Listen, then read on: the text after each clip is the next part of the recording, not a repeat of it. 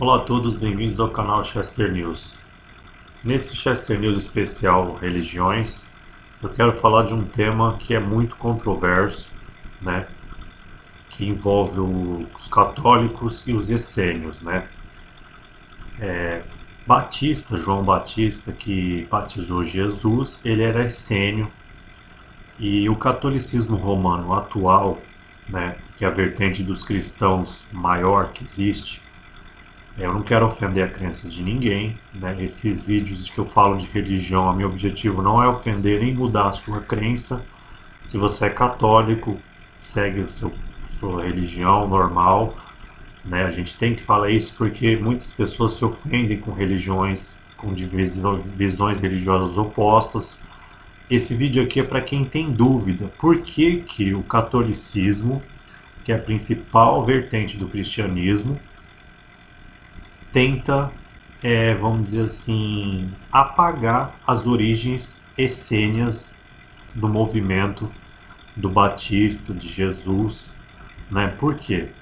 Eu tenho um livro aqui, que ele é do Ramatiz, né? O Sublime Peregrino. Esse livro aqui é um livro que ele é espiritualista, ele é psicografado, né? Ele é um médium que chama Hercílio Mais, que recebe esse espírito do Ramatiz, o Ramates, né? A minha avó era seguidora desse sábio, né, espiritualista. Nem todos os espíritas acreditam na obra do Ramates, que tem vários livros. Então, assim, é uma subdivisão dentro do espiritualismo, espiritismo, espiritualidade em geral, né? Mas eu li como se fosse uma herança da minha avó, que é a minha mentora espiritual, e eu acho que nesse trecho do livro, do Sublime Peregrino, na página 350, tem uma explicação muito contundente o porquê que Roma, o catolicismo romano, apagou, vamos dizer assim, as origens essênias do movimento de Jesus Cristo, né? Então eu vou lá, sem ofender ninguém. Se você, crença é pessoal. Eu, na minha opinião, tem sentido o que está falando aqui. Agora você acredita no que você quiser, lógico, todo mundo é livre para ter suas próprias crenças, né? Então eu só vou falar aqui, depois você que tire suas próprias conclusões, né? O Ramatiz, né, ele faz ele psicografa as obras, ele faz um sistema de perguntas e respostas pro mentor espiritual. Ele faz a pergunta, né, e o psicografa a resposta. Então vamos lá.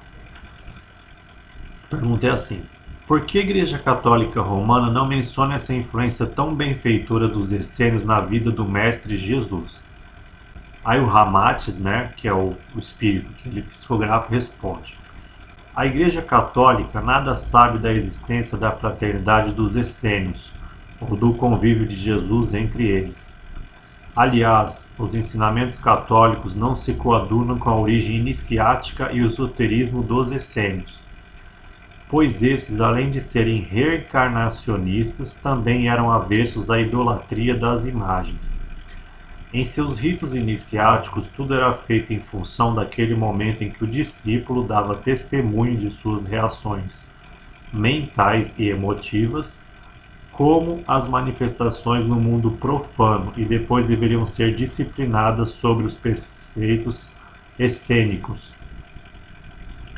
Vou fazer uma nota aqui. Na época que foi escrito esse livro, eles chamavam essênicos, né? Mas as origens modernas, a palavra certa é essênios, né?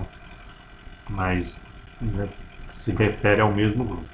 Mas ninguém se prendia fanaticamente à adoração dos objetos, imagens ou superstições do mundo oculto. Era apenas um culto devocional puro do espírito à divindade, uma espécie de afeição gentil e cortês dos mestres responsáveis pelas transformações morais de seus discípulos. Isso Jesus também demonstrou diversas vezes em suas atividades evangélicas, pois nenhuma doutrina nasceu tão simples e se fez tão comunicativa à alma dos seus adeptos como o cristianismo. Os responsáveis pela organização católica romana, desde as primeiras consultas feitas aos evangelhos, ajustaram a figura de Jesus e sua obra a um esquema que só valorizasse os preceitos católicos a serem expostos dali por diante às massas primárias. Eliminaram tanto quanto possível os conceitos, as relações e os fatos da vida do mestre cristão que pudessem contrariar ou desmentir as aspirações e os interesses da nova seita religiosa. Fizeram-se incorporações nos relatos evangélicos e o ensinamento claríssimo da reencarnação foi obscurecido de modo a permitir interpretações dúbias, como no caso de Nicodemos e de João Batista, em cujo original a narrativa é perfeitamente reencarnacionista, pois se tratava de uma tradição essênica. Mesmo que o clero romano tivesse identificado a contento a existência dos essênios e a sua influência benéfica na composição do cristianismo, teria recusado essa contingência de Jesus ter participado de uma seita cujos ensinos básicos contrariavam completamente as especulações religiosas da Igreja Católica Romana. Então, realmente eu tenho o livro dos manuscritos do Mar Morto sobre os essênios, e eles acreditavam em espíritos, em reencarnação. Isso é uma verdade, está aqui, bate com os registros históricos. Eles acreditavam em várias encarnações, em espíritos. Jesus, inclusive, nos evangelhos, ele expulsa demônios, são espíritos malignos, anjos são espíritos do bem. Então, na linguagem dos essênios, existem espíritos, reencarnação, isso é uma verdade. E o catolicismo diz que a gente só vive uma vez. Então, realmente tem essa contradição entre os ensinamentos essênios e o catolicismo romano atual. Não estou defendendo que um é certo e o outro é errado, eu só estou destacando que há essa diferença. Se você quer continuar acreditando no catolicismo, você tem todo o direito. Se você quiser aceitar essa nova informação, fica à vontade também. Aí eu vou falar outra pergunta aqui. Qual foi o clima psíquico na Judéia ou motivo que favoreceu o advento da fraternidade dos essênios? Aí o Hamadz responde: a Judéia era bastante influenciada pelas mais variadas correntes filosóficas, religiosas e espiritualistas, provindas principalmente da Índia, da Grécia e do Egito, em cujos países o culto religioso, malgrado seu aspecto litúrgico ostensivo, traía um cunho profundamente esotérico. Sob tais estímulos, em breve constituíram-se grupos de judeus estudiosos e praticantes dos ensinamentos esotéricos e que então se reuniam, guardando sigilo para evitar a perseguição do Sinédrio, o qual podiam punir até com a morte os que se rebelavam contra seus preceitos oficializados na época, como no caso da lapidação de Estevão. Aliás, ainda hoje, no século XX, onde a liberdade de espírito deve ser a contingência fundamental dos homens, repete-se algo do poderio e da perseguição que era peculiar ao clero oficial na Judéia, pois o espiritismo é proibido em sua divulgação livre nos países onde a religião católica romana impera oficialmente.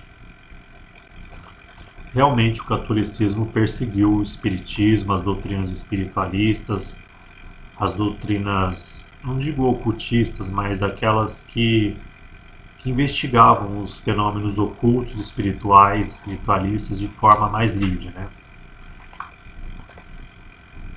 Na época de Jesus, os eremitas pululavam pelas encostas rochosas da Judéia e viviam isolados do mundo profano, que achavam fundamentalmente pecaminoso.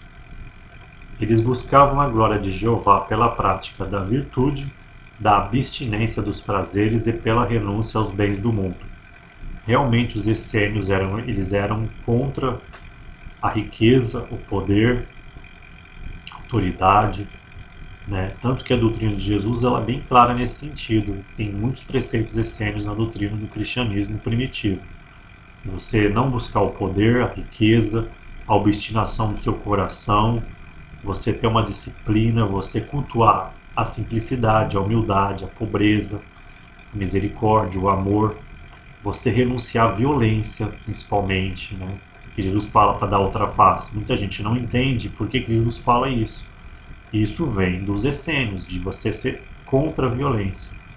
Você não usar armas, não usar legítima defesa. Isso é dos essênios. Surgiam seitas, santuários, lojas, ordens ascéticas e fraternidades cujas regras e princípios, decalcados da velha iniciação habitual da Índia e do Egito, empolgavam os novos adeptos. Desculpa. Os crentes e discípulos afinizavam-se alegres e felizes, bebendo a cultura espiritual nas fontes iniciáticas de outros povos. Os monges, peregrinos, profetas, aventureiros e religiosos, egressos de países estranhos, penetravam na Palestina trazendo os costumes, ideias e práticas iniciáticas dos lugares que visitavam ou agiam pelos seus interesses. O budismo já havia completado quase 6 séculos, quando Jesus surgiu pregando seu evangelho. Inúmeros judeus de boa cultura, apesar da vida ancoreta dos monges budistas, também vinham tentando modelar sua vida sob as mesmas regras ascéticas. Ou seja, já tinha 6 séculos de budismo e já tinham monges budistas que viviam de forma ascética. Realmente as ordens essênias eram ascéticas, viviam sem tentar viver isolado do mundo, dos prazeres, do poder, da riqueza, da violência. Os essênios eram assim e Jesus pregava muito esses ensinamentos também, né? Vamos dizer que João Batista, que batizou Jesus, era essênio. E vamos pela lógica, isso não é nem religião. Quem batiza alguém geralmente está batizando para entrar em um grupo religioso. Isso é assim até hoje. Então, se João Batista era essênio e batizou Jesus, provavelmente Jesus estava entrando na ordem dos essênios, né? Não tem provas, mas é uma coisa muito lógica e óbvia, né? A fraternidade essênica foi a primeira instituição que vingou disciplinadamente e coesa no solo judeu, pois os seus estatutos do mais puro idealismo para a época e o ambiente, além de sensatos, eram práticos, graduando os seus filiados de acordo com seu entendimento esotérico, sua capacidade de serviço e autodomínio sobre as paixões inferiores. Isso aqui que está nesse livro aqui, acredite você ou não, é verdade, porque eu li o livro do Corão e eles tinham uma disciplina muito grande. Jesus tinha um autodomínio muito grande, pelo que a gente percebe nos evangelhos, na história do cristianismo, e os essênios eram uma ordem muito rígida, eles tinham uma disciplina. Por exemplo, na regra da comunidade dos essênios, do texto de Corão, fala que se uma pessoa, por exemplo, deixasse a perna, né, aparecer lá, porque eles viviam com aquelas túnicas, na hora do almoço, ficava lá, sei lá, uma semana, um mês sem poder almoçar junto com as pessoas, eles almoçavam sozinhos. Se alguém brigasse lá dentro, ofendesse um outro irmão da mesma essênio, às vezes ficava um mês comendo sozinho. Então eles tinham uma disciplina enorme. Inclusive o silêncio era muito cultuado. Se você falasse besteira, você era punido também. Então os essênios eles eram muito disciplinados, falavam só o estritamente necessário e tinham um autodomínio gigantesco sobre as emoções.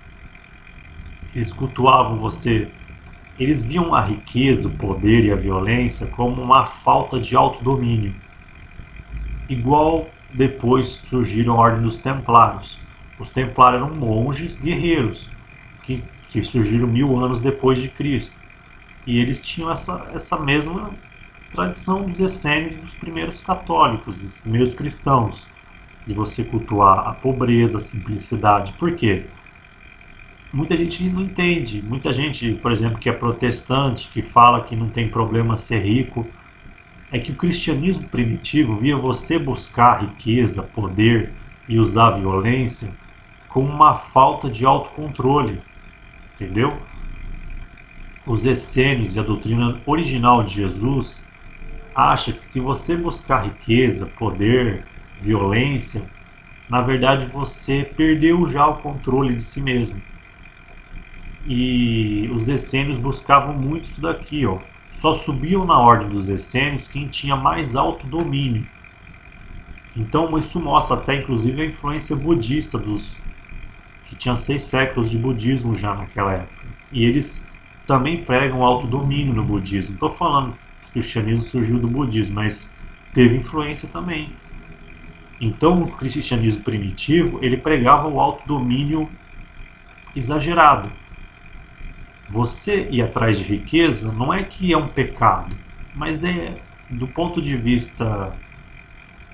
Se você vê por esse sentido, é verdade que, por exemplo, a busca por riqueza, o que você quer com a riqueza? É você ter recursos infinitos, vamos dizer assim, um cartão de crédito infinito. E se você prega pelo autodomínio e autocontrole, você não se importa de receber uma quantia mensal por mês de salário ou de renda. Por quê? Porque se você come o suficiente, você não tem vícios, você não tem vontades exageradas, você não vai ter necessidade de ser rico. Tem gente que fala, é mentira que, por exemplo, os templários faziam voto de pobreza. Tem muita gente hoje, no capitalismo de hoje, desenfreado, que fala, eu duvido que alguém vai renunciar a ser rico. Não, tem gente na antiguidade que realmente via os excessos das pessoas ricas, dos imperadores, dos ricos da época, que faziam um monte de coisas ridículas, o ego fazia guerras, violência, desgraça. Então eles viam que a pessoa que não controlava o ego ficava se fazendo, buscando riqueza exageradamente. A filosofia grega influenciou o cristianismo também. O estoicismo influenciou os essênios, de você ser humilde e controlar, ter um autocontrole muito grande.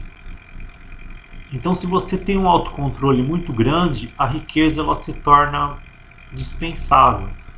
Porque você é feliz com pouco de verdade, não é falsidade não. Tem muito rico que fala, tem gente que é pobre e na verdade inveja quem é rico, no fundo tem sede de riqueza. Tem gente que realmente consegue aplacar essa sede de riqueza com autodomínio. Ela realmente está feliz ali com o salário mensal, a renda mensal e não quer mais mesmo não. Ela se sente completa com aquilo. Isso que pregava o cristianismo original. Nada contra você que é protestante, neopentecostal, teologia da prosperidade, quer ser rico, segue essa linha normal. Estou falando que sua linha está errada, não. Mas eu busco o mais próximo da verdade, na minha opinião. E o cristianismo surgiu nessas condições aqui, de autodomínio, autocontrole, ascetismo, virtude. A pobreza era uma virtude, porque você era mais forte, sobrevivendo com pouco, passando mais adversidades. Entendeu? Os estoicos, por exemplo, eles consideravam a riqueza uma fraqueza. Porque se você precisa de luxo, de riqueza, para se sentir bem, você no fundo você é fraco. O próprio Sêneca, ele era rico, mas ele falava, eu não preciso da minha riqueza. Então naquela época era feio você ostentar, você falar que era dependente de luxo, de conforto. Na atualidade, no Brasil, nos Estados Unidos, na Europa, em vários países capitalistas, você buscar riqueza é bem visto, é bonito socialmente, você querer ter luxo, riqueza. Mas no mundo estoico, greco-romano, nos essênios, no budismo, ascetismo, isso demonstra fraqueza. Por quê? Se você precisa de luxo, de conforto, de autoridade, de poder, de usar violência, para quem tem autodomínio e autocontrole, quem é estoico, essênio, ascético, vai ver isso como o seu ego descontrolado. Simplesmente isso. pessoa precisa de um iate de 50 andares para se sentir bem. Então, assim, quem realmente tem esses valores para si, não estou dizendo que eu tenho, não, gente. Estou explicando aqui qual que é o contexto do início do cristianismo. É você, né, precisar de mais coisa, você dificulta a sua felicidade. Porque se você consegue ser feliz com menos, você deixa a sua felicidade mais próxima de si também. Os essênios, os estoicos, os ascetas, os budistas, eles acham que se você realmente controla essa sede de poder, de riqueza, de controle de violência, você é mais feliz também, porque você fica mais próximo da realidade. Então, vou continuar aqui. As paixões inferiores. Em consequência, a ansiedade espiritual que viceja no âmago de cada ser humano, como centelha emanada do Criador, então proporcionou a fundação e a vivência da confraria dos essênios, remanescente da fraternidade dos profetas, que fora fundada pelo profeta Samuel, o qual também ali se encontrava reencarnado na figura de João Evangelista. Aí isso daqui já depende da sua crença, se você acredita no Ramazes ou não. E mais tarde retornando à Terra como Francisco de Assis, segundo esse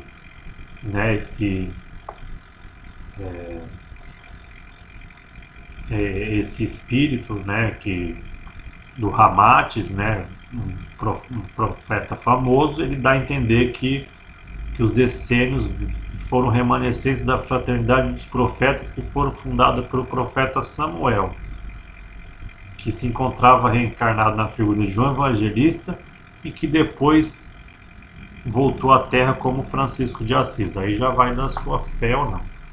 Então, esse livro aqui, na minha opinião, esse trecho demonstra muito bem as origens do cristianismo e por que o catolicismo romano meio que na atualidade, vamos ser sinceros, a gente descobriu as origens do cristianismo. Muitos textos gnósticos, evangelhos apócrifos.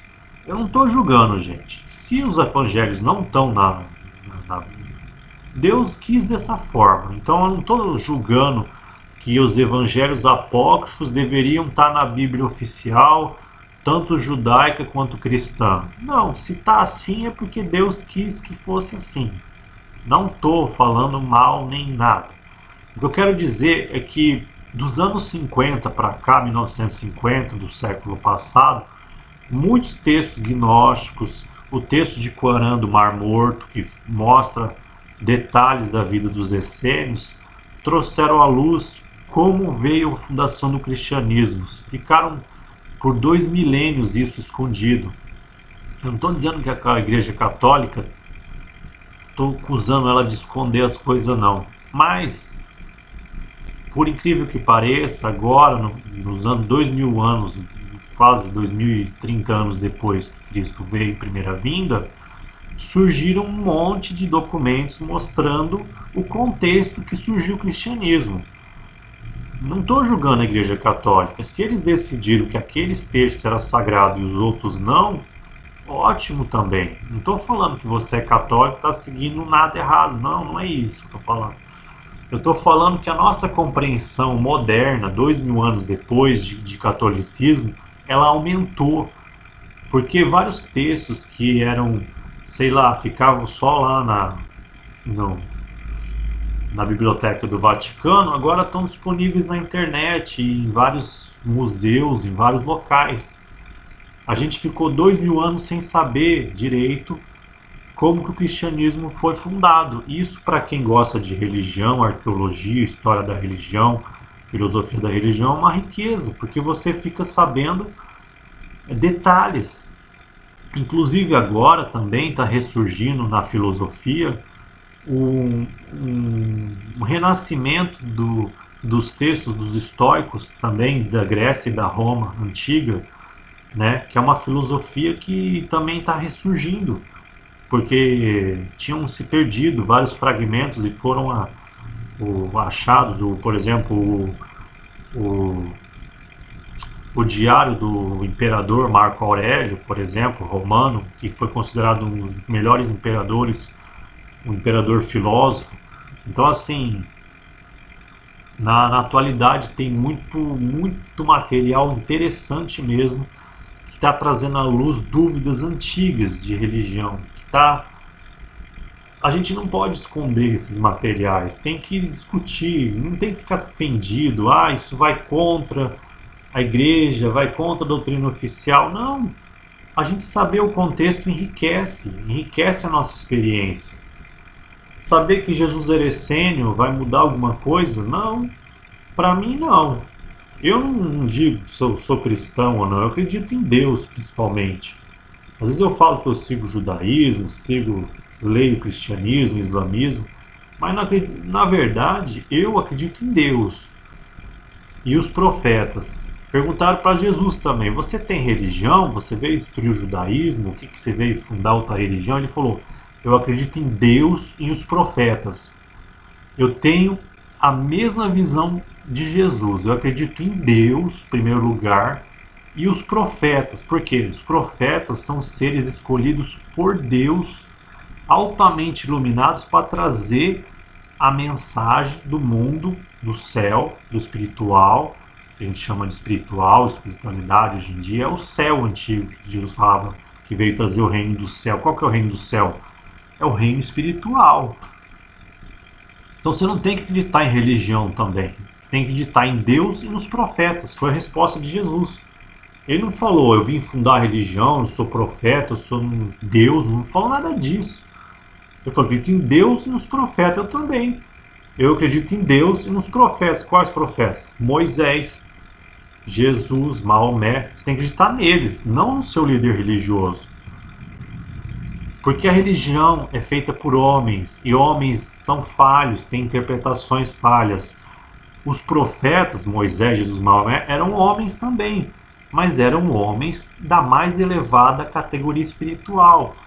Então, entre acreditar no seu líder ou em você mesmo, acredite em Deus e nos profetas. Pronto.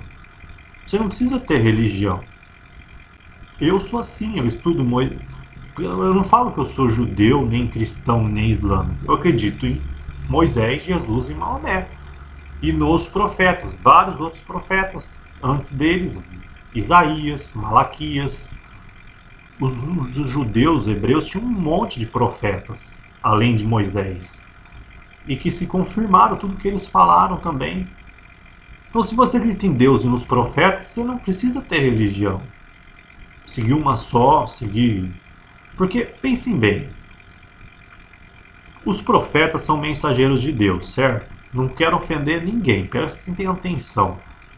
Mas quais são os mensageiros da atualidade? Não são os carteiros? Os correios aqui no Brasil? Deus envia cartas, mensagens. As escrituras de todas as religiões são mensagens de Deus para a Terra. Você não precisa se apegar a um mensageiro só, porque são várias mensagens.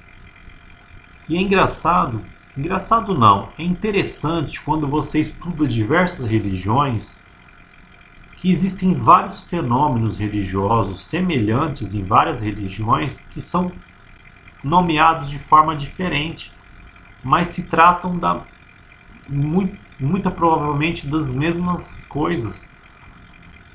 As pessoas elas brigam por religião, mas se elas estudassem, é igual o Papa Francisco, Vossa Santidade, o Papa Francisco falou. Se as pessoas estudassem nas escolas um pouco de cada religião, elas não acabava a Guerra Santa. Por quê?